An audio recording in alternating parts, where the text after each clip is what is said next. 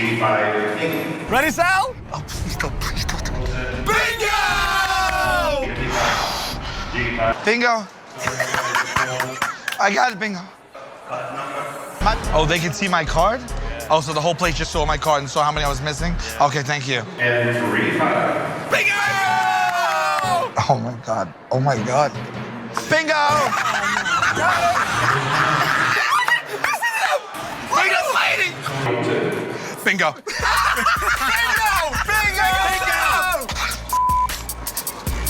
Bingo! I got bingo! I got it! Bingo!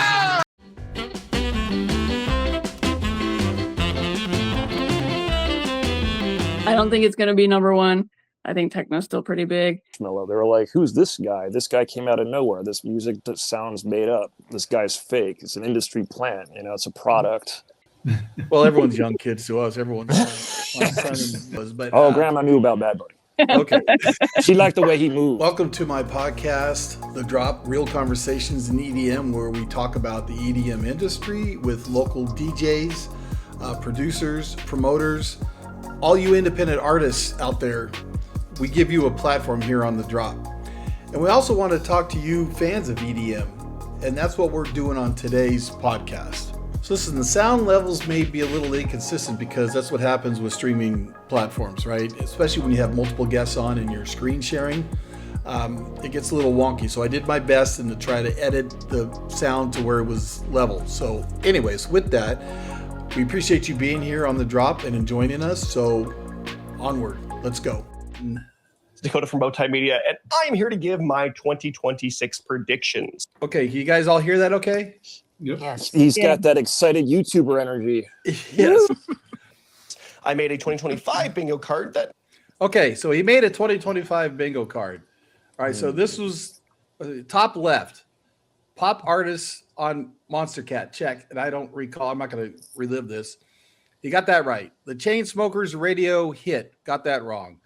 Popular label goes under, not yet. He missed that. And a lot of these might be repetitive. Underground artist breakthrough, check. Again, I don't know who it is. Major drama from a festival, check. That was Tomorrowland, right? When that all burnt down. So that makes sense. Drama. Yeah.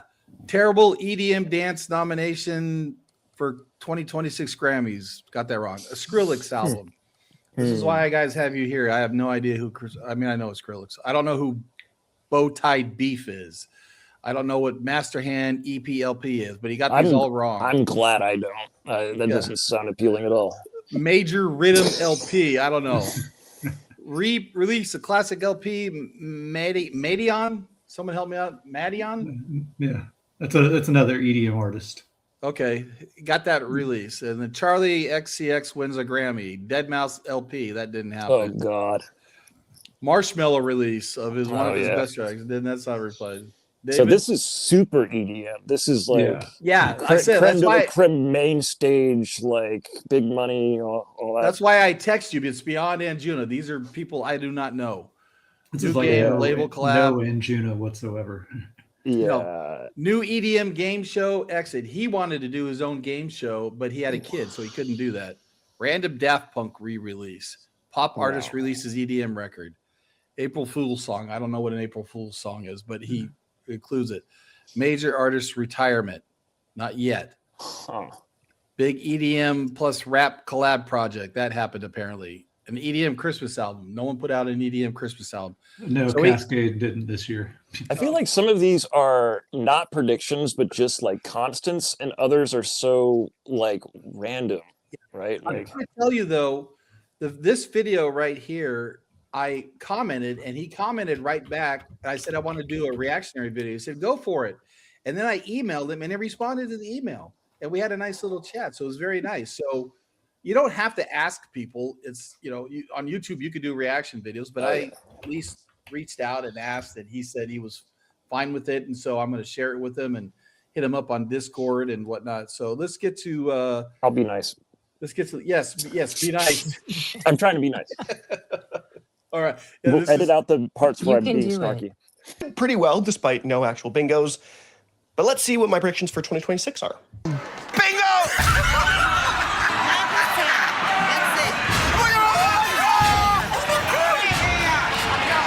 Welcoming. We're starting off my bingo card by saying that trap dominates. I think 2026 will be the year of trap as just a general prediction. I don't know why in particular. I feel like it's been funk in maybe 2023, 2024, and then definitely techno in the last couple of years. But for some reason, I feel like trap's going to take a real big dominating push in terms of overall subgenre in the EDM space. Comments on that? David, I'll start with you. I don't know what trap is. Fill me in. So trap's been around for a while, and it's like kind of taking the energy and dynamics of dance music and applying it to hip hop, which is where you get like I think a lot of it came from the South, right? So you have like kind of these big build up and bass drops and so forth, but that's been around for a good minute. And if anything, from what I've seen working at Midway, yeah, 1 out of maybe 30 shows might be trap and some kind of bass music, but it's definitely not like, I don't feel like that's the nexus of what's happening. I don't know. Let's see. Sarah, help me I out. agree. But I'm speaking from a different perspective, right? Because I have kids. My daughter's 14, okay? And I like that she and I joke all the time because she's like, oh, I don't want to listen to your music. I'll pick her up from school. And like, my music's on in the car. She's like, can we turn this off? Anyway, so she was showing me her Spotify Wrapped, and trap was like her number 2 genre, which is interesting. I mean, I think it's like the hip hop side that appeals to the younger generation, you know? I personally don't love trap music, but I think there are places where it's probably picking up steam, but I agree with David. I don't think it's going to be. Was there a certain artist that your daughter picked up on, or she just saw the Wrapped and I don't know. I'm with her like she is with me. I'm like, I'm not listening to that music. So yeah, I think there are certain artists that she follows that fall under trap, but I don't think it's going to be number 1. I think techno's still pretty big. Seems like UKG is kind of picking up steam here in the US. Like it's had its moment like across the pond for a while, but does seem to be gaining in popularity here. But probably not number 1. Help me out with what UKG is. UKG, it's like a UK garage, so it's a little, yeah, it's kind of like a house kind of mixed with like a 2-step. It seems to be like a Sammy Vergie. Have you heard of Sammy Vergie? He's gotten pretty popular here. No, I have. A lot of festivals, and he plays UKG. But I don't think it's going to be number 1. But it's one of those genres that I think is picking up here in the this US. time next year. We're going to revisit this and see if we were all right. Brad, what's your take on trap music? And you think Dakoda's right here?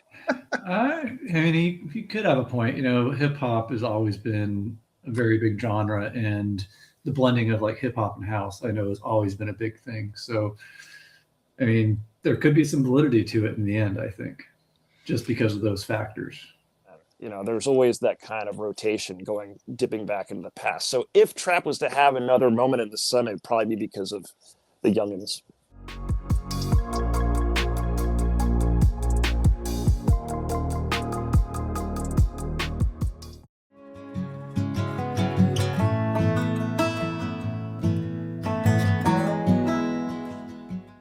New artist is actually AI.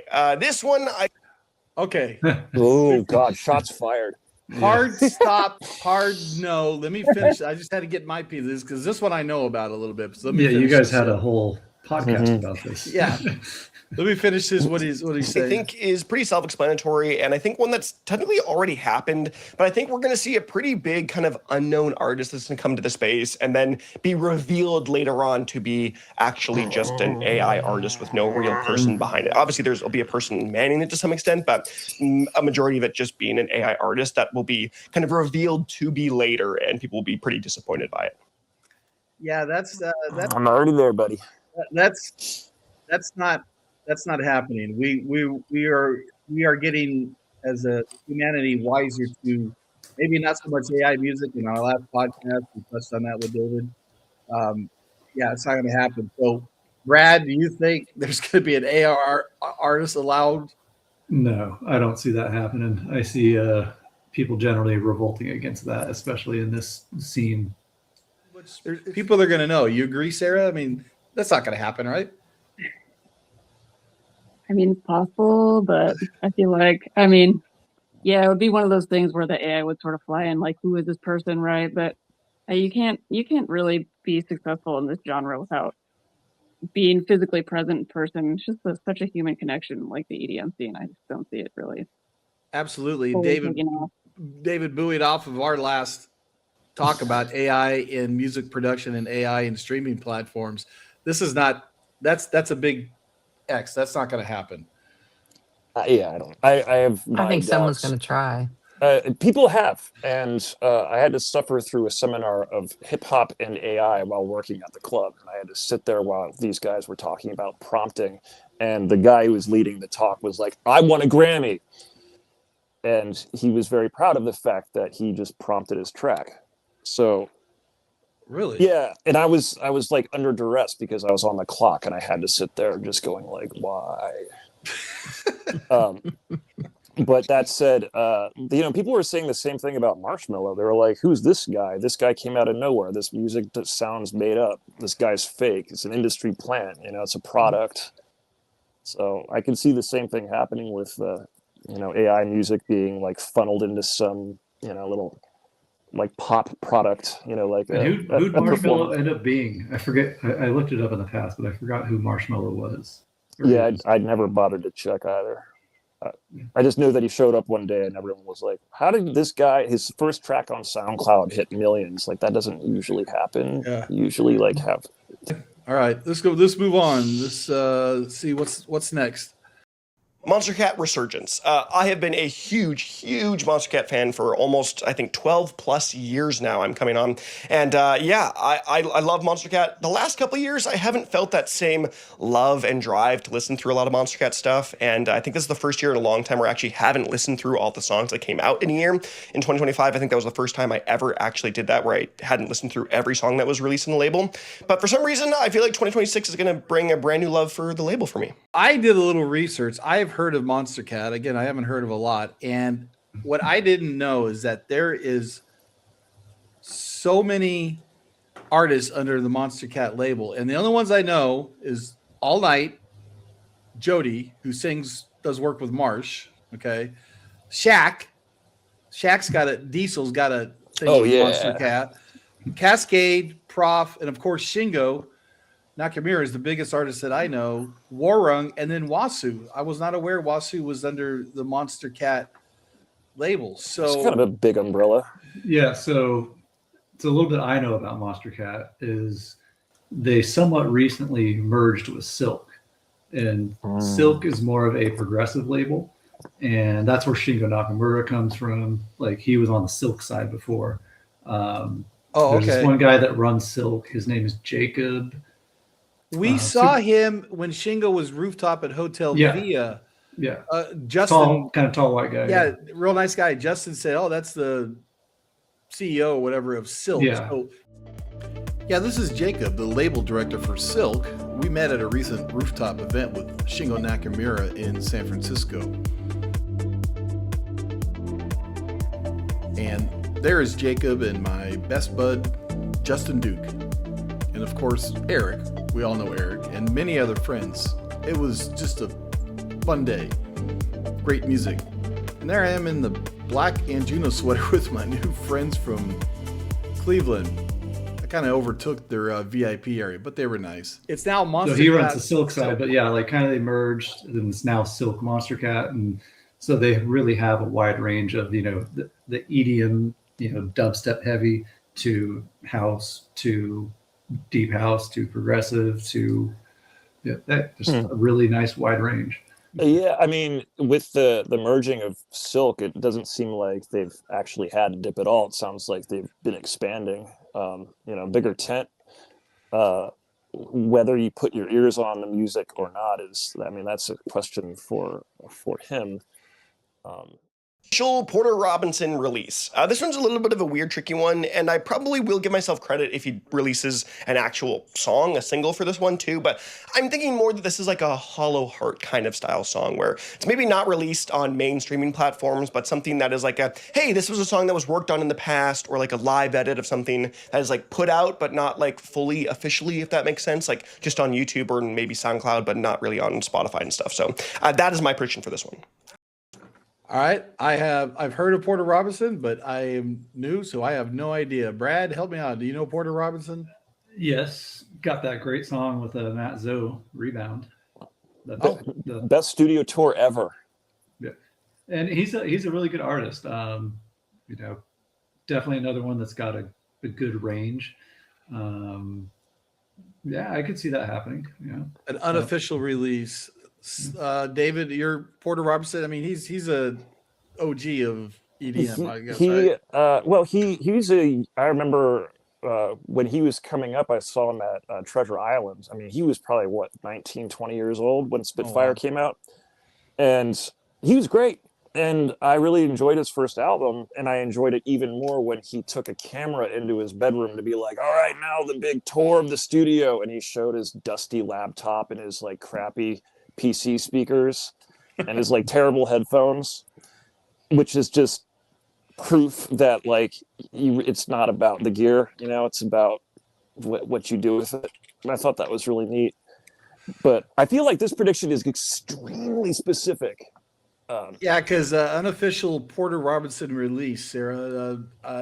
Your take on Porter Robinson? Yeah, I concur. I mean, I listened to Porter Robinson years ago, but not so much recently. So I'm not Okay, all right. tuned in with what he's been up to recently. But I guess. Let's see what's next here. All right, Porter. Next thing. All right, Porter. Alan Walker releases his best track yet. Pretty self-explanatory. I think Alan Walker will release his best song yet. And it hasn't come out at the time of this video, but my weekly recap stuff has been coming out, my year in review. And so stick around for the worst albums of the year, and you'll see why maybe this is a bold prediction. Does anyone know who Alan Walker is? Nope. Yeah, he's a European house EDM DJ, I want to say. I think he does a lot of stuff on Spinnin' Records, which is, you know, there's not a lot of substance to it. Yeah, he seems to be popular with the younger kids. Okay. Do you know which country? Who's like in high school likes him. I think it's not something I personally listen to, but so Brad's gonna look up what country he's from. It says Norway. He's Norwegian. Yeah, interesting. That's quite a Norwegian name, Alan Walker. All right. Alan Walker genre. Yeah. Electro right. music, EDM, electro house, progressive house. Okay. Let's see. What's next? David Guetta LP, a David Guetta album. I think we're going to see a fully packaged, well put together. Well, actually, we'll see how it goes, actually, but a legit David Guetta album. One that's hopefully not going to be just entirely cover songs and some originals, but I think we're going to get a David Guetta LP this year. Has it been a while? Anyone know? I mean, I think David Guetta just puts out a lot of tracks, period. So. Yeah. He does, right? I feel like that's a pretty safe bet. Yeah. Is this like in the same vein as like Tiesto coming back? Now David's going to do his own thing and like make his own album too. But he never went away. Yeah, that's sort of it. He's always been around, but yeah. I actually bumped into David Guetta I went to the Billboard Music Awards one year, and I literally got to be like, "Hey, David," and that was it. So, Sarah, let me ask you this: David Guetta, I'm familiar with him. He does some YouTube stuff, but I mean, what percentage of his songs that he produces versus just doing other people's songs or doing mixes? I mean, he's producing them, right? He does a lot of collaborations with a lot of big names, more popular artists. So, okay. I feel like I have CDs of his. That tells you anything.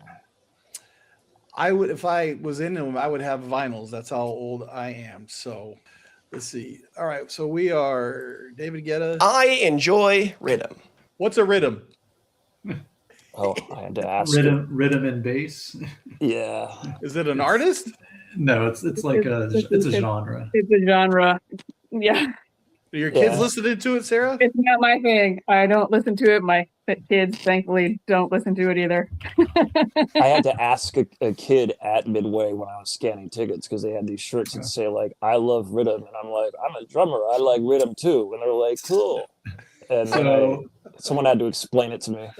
So I'm looking at a AI overview definition, and I'm actually going to put my own spin on this.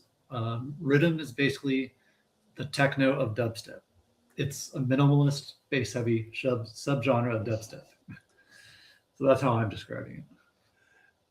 Okay. And did you have a take on that, or is that? I mean, it all sounds. I mean, it's dubstep. It's just more of a. I feel like I don't know. I feel like it's almost like you throw a little reggae, like a reggaeton into it, kind of dubstep.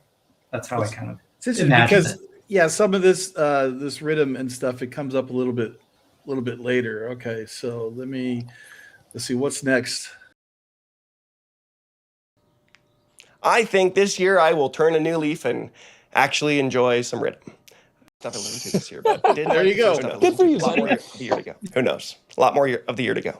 A new Brat album. My prediction for this one is essentially I think there will be an album that takes over the EDM sort of dance pop space in a way that Brat did, in the way that there was a Brat summer. There was this big moment, this big event that was typically around that summertime, and so I think there'll be another album. So I had to look that up, and that's Charlie XCX is Brat. Oh, okay.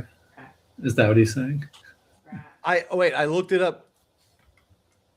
Brat is Charlie XCX. I guess it's a series of albums. So Brad's on it to see what we have. No comments from the Peanut Gallery, so no one is impressed with Brat. Okay. Brat by Charlie XCX is a dance pop electropop album. Dance pop electropop. Okay, moving on. Yeah. We'll move on.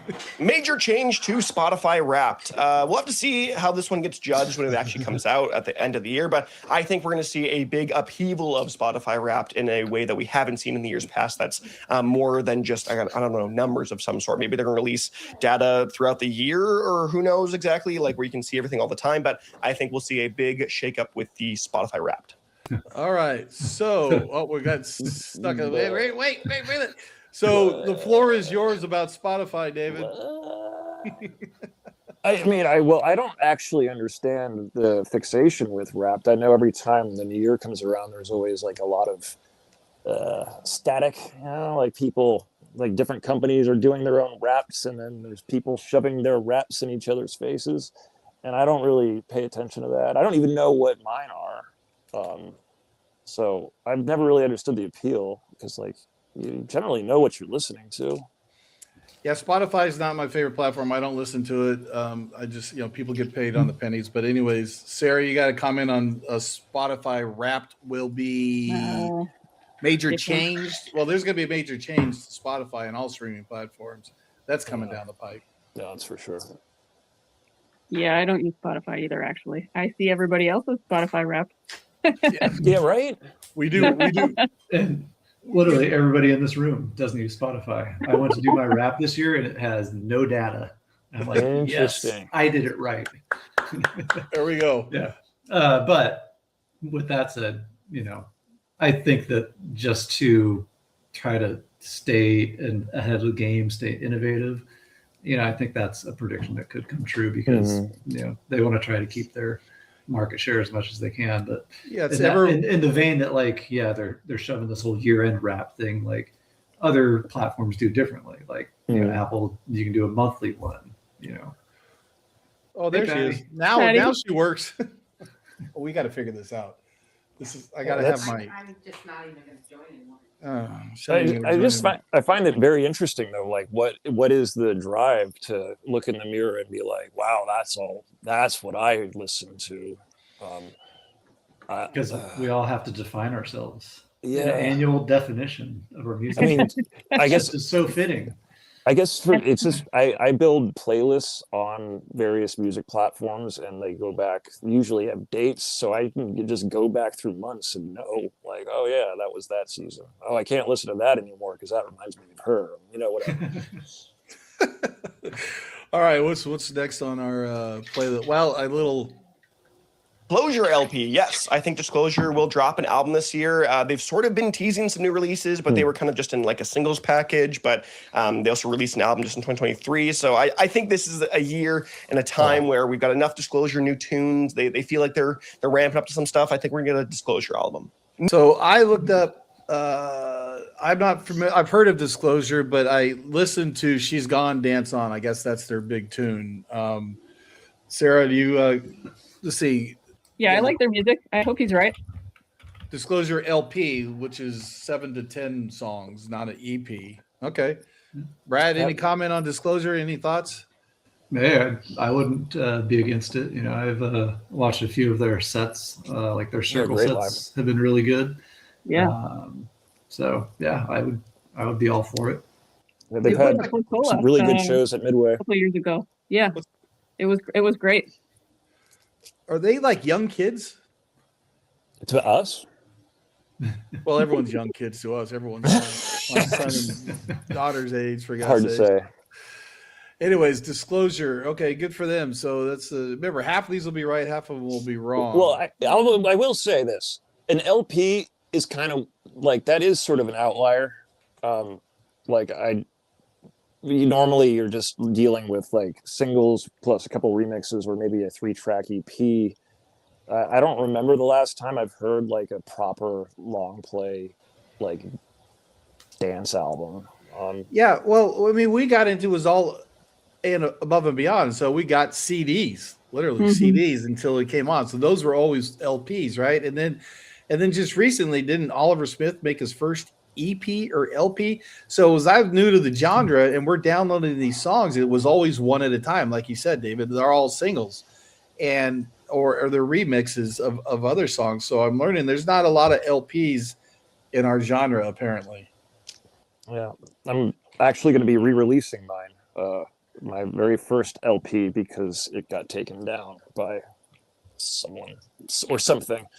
So that's going to be interesting. Hopefully because we'll it's like find really older music, but I'm going to remaster it and stuff. But yeah, We'll find a home for that. Hopefully, that's what I'm working on. All All right, right, super group forms.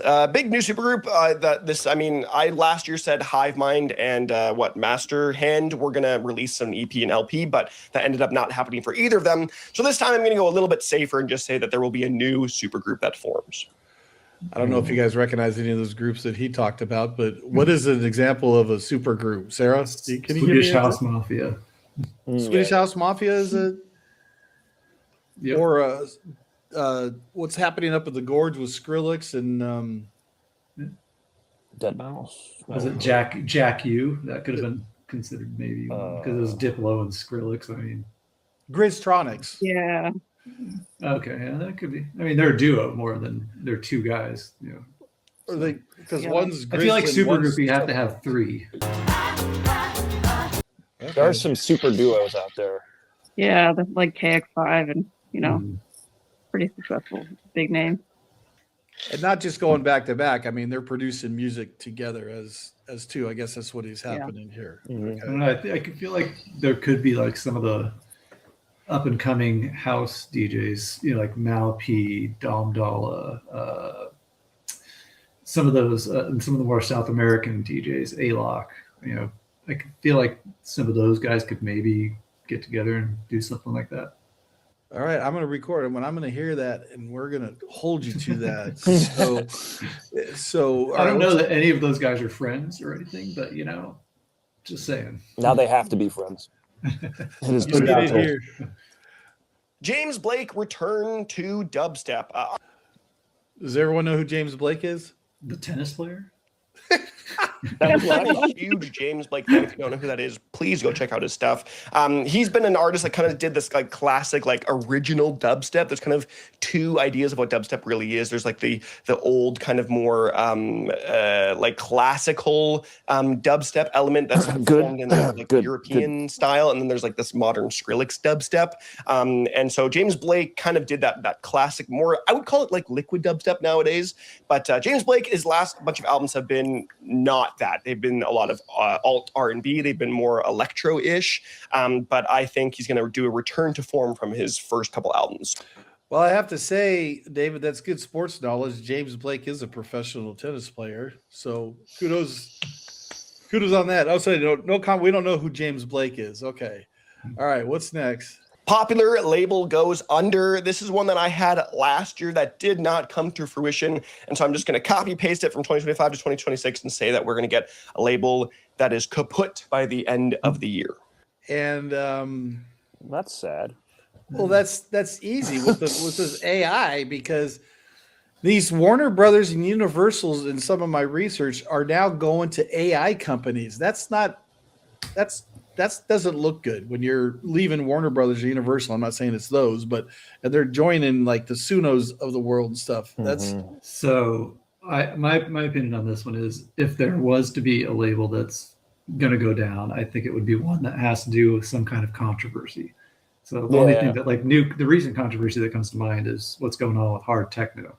And there's a lot of Me Too type of stuff that's coming out with regards to the artists and the producers and the promoters in hard techno. So if there's any big label, I think it's more in Europe. Yeah, because I saw a story from Amelie Lenz that was like talking about that. I saw that. Yeah. So that would, if that happens, I would say it's something that has to do with something along those lines. I agree. okay. And yeah, I'm not going to go there. Well, I mean, it's something with those certain files that are supposed to be released, and there was, A and B's company they're under. I can't think of it right now, but he's relieved himself. Wasserman? Yeah. Wasserman. Yeah, right. And A and B had to come out and say, listen, but they were with a producer company that was swept up by Wasserman. And so they've had to move on, and people were a little uptight because they didn't do it immediately. Well, they've got to get it wasn't their manager that was involved in this cover up, but they had to make sure that there was a path to go. So this kind of, the Wasserman goes with those files that have been unreleased. I don't want to bring that up, but so this prediction could happen. I don't know if that's what you were alluding to, Brad, but definitely someone's going to get swept up. That's way high up, I'm assuming. Could be. But speaking of old labels, David, did you ever hear of Moonshine? Moonshine. No, I mean, not aside from the Moonshine. Okay, yeah, they're an old house label. I think they were based out of like Seattle, but I don't remember what happened to them, but they went defunct eventually. Is that right? Yeah. I have to, it's one of those things where I go check through my library, and then I'll find like, I've got a bunch of material from there. That's always fun, right? You get like introduced to an artist, and you look them up, and you're like, oh, I already like some of this shit. Like Guy J had his label, and he's like 100 releases and finished. He just said that's it, and he just closed the book on it, and it's like 100 fantastic releases. The label's name, I forget. It's like the backwards and ampersand thing. But he just put them out and says, okay, I'm good. I'm just getting them all out at one time. And yeah, and he did it like, he's a very prolific producer, but I kind of like that. He just put his own shelf life on it. And then that was like kind of like a major opus within like his body of work, It's like one huge album. All right, let's see what's next here. All right, where we are. April Fool's song, I guess. The only other one that I'm copying from 2025 and bringing over 2026 is a big April Fool song. Yes, Skrillex technically did release his album on April 1st, but that doesn't really count. That's not the nature of this one. I think we're going to see another crab rave, banana song style thing. It's probably going to be from Monster Cat or NCS would be my personal guess, but I think we're going to see like an actual really enjoyable April Fool's song this year. Why a release on April Fools? Is that something? It's a joke, I guess. That's what I'm gathering. Yeah. Okay. I don't know if that's a thing, because again, he predicted that in 2025. If that's an industry deal, that we release an album on April's Fool, or we joke that we're releasing an album. I don't know. We'll soon find out, but that's coming around the corner, so we'll find out. Right. Big country X EDM album. Last year I had a big rap and EDM album, which I did give to the DJ Snake album in Nomad, which again, when my worst albums list comes out, you should check that out. As a bit of a spoiler, but yes, I think there's going to be some big country EDM collab. Cheat Codes kind of would have been that in the past. I think theirs was 2024, I want to say, or 2023. But yeah, I think country and EDM will have a baby this year. Have a baby like this.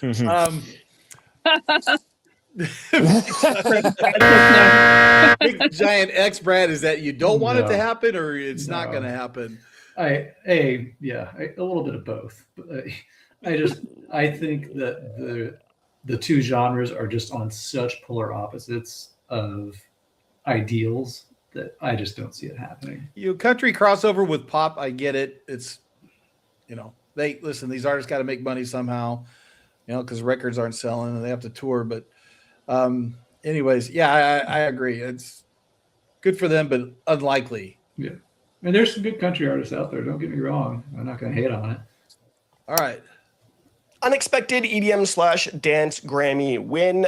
Yes, I think the category this year is actually pretty solid for the most part, but I definitely think there are some more artists that would be not as expected to win the Grammy. And so this will have to be up for, I guess, my own judgment when the Grammy nominations or I guess awards are given out. But I think there will be an unexpected Grammy win in the EDM or dance category.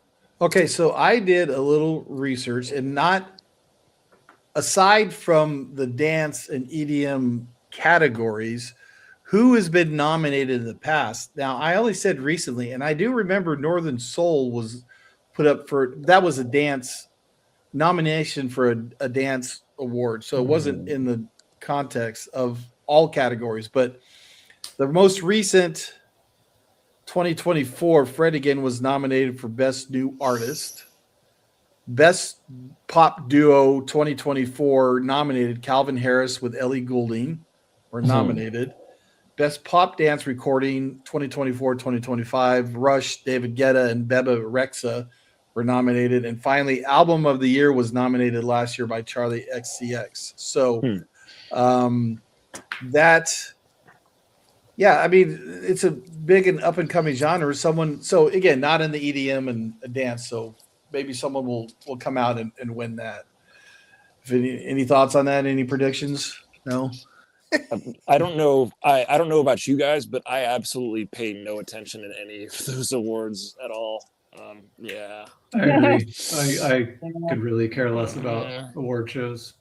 Yeah, I'm with you. It's a popularity contest. It's mostly based on plays, album sales. It's not based on anything critical about the music.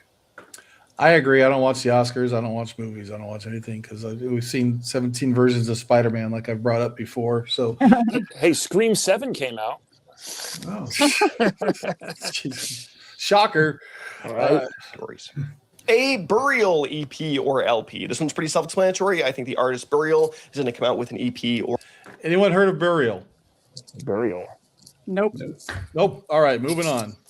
Or LP this year. I was going to play it a little safer and just go EP because I don't think an LP is going to. Hey, Dakoda, I know you're going to be watching this, and I appreciate your correspondence with me, but we're all Anjuna fans here, so drop a little Anjuna stuff in there. And I'm new to your content, so I got to watch some of your videos, and I encourage all of you to subscribe to Dakoda's channel. And he's got like the best albums of 2025, worst albums, and all that kind of stuff. Anyways, I move forward as we take that pause. All right, because it's been years since his last LP album. But so I want to be a little safer and say EP as well, but I actually think it's going to be an album. Swedish House Mafia mega hit.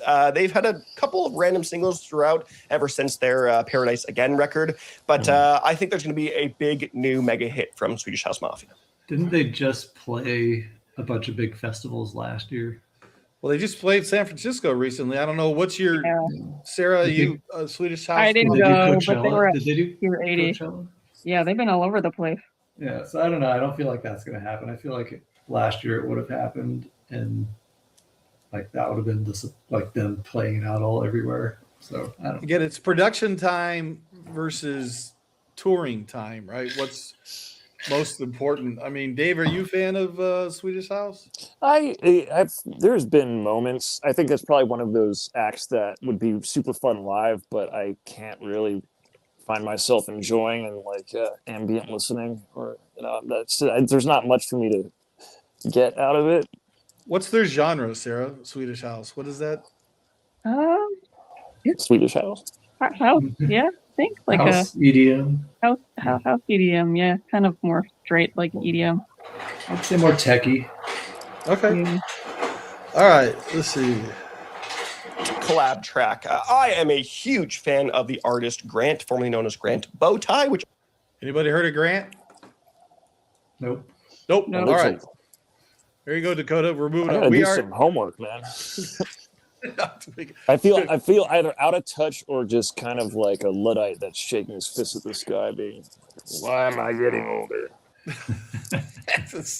There's so much of it out there. So EDM focused documentary, docu-series, TV show, something of the same thing, of the same line, I guess. But similar to the way that there was the Avicii documentary, I think there will be a documentary focused on an EDM artist or a festival or something that comes out in 2026. Okay, so I did a little research again just recently, right, of some EDM documentaries. Waiting for the Drop, Rise of the Superstar DJ featuring Carl Cox, I think featuring Carl Cox, Cascade, Hardwell, and Tiesto on Amazon this last year, 2025. Move Ya Body, The Birth of House, 2025, explored queer Black origins, house music. There we go. Now we're talking. Mostly in Chicago, history of Chicago. Nightclubs, Is the Party Over? We saw this one in 2025, a BBC doc covering the post-pandemic challenges faced by the UK nightlife scene. And then, and then there was the local one in San Francisco about the old, I wish I should have looked that up. But I actually met the producer at an event.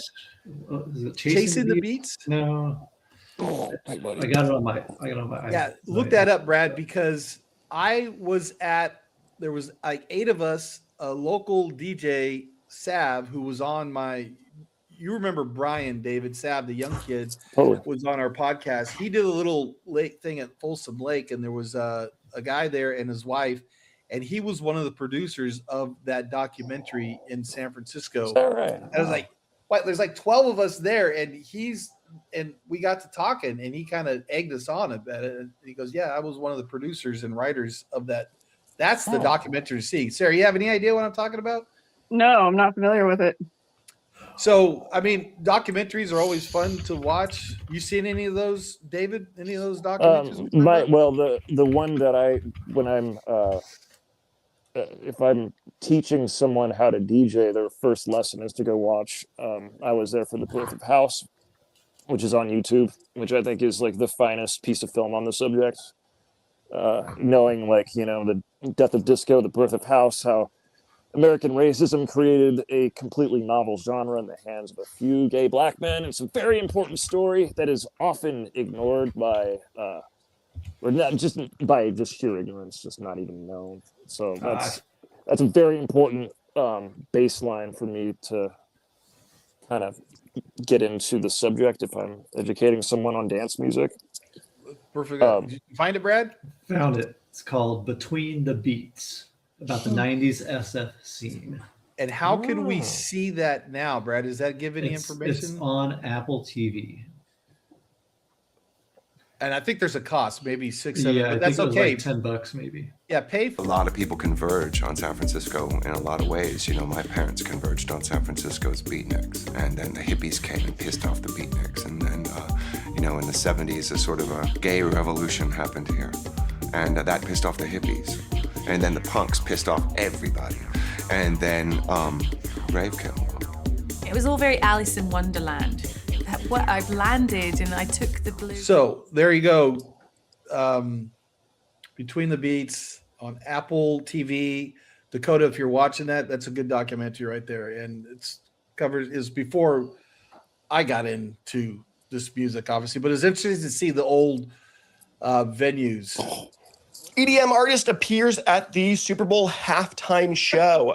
This is an interesting prediction because every year it feels like, this year in particular, I'm pretty sure Bad Bunny is the Super Bowl performer, but there's always the one headliner. But by the end, when they do the big final shot of everyone, for some reason, there's always 6, 7, 8 people on stage, all these random different people that just join for the middle of the halftime show.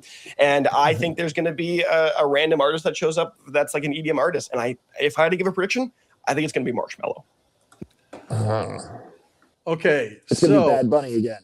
It's not gonna be Bad Bunny. Fuck yeah, let's go. So I think what happened this year it's gonna happen no matter whatever political side gets on stage. The other one's gonna have their own halftime show. So the create is something there's gonna be alternatives for it only. So they're gonna have to try to find someone neutral or anything. We get Kid Rock next year. It'll be awful. He did his thing. Marshmello, I don't know.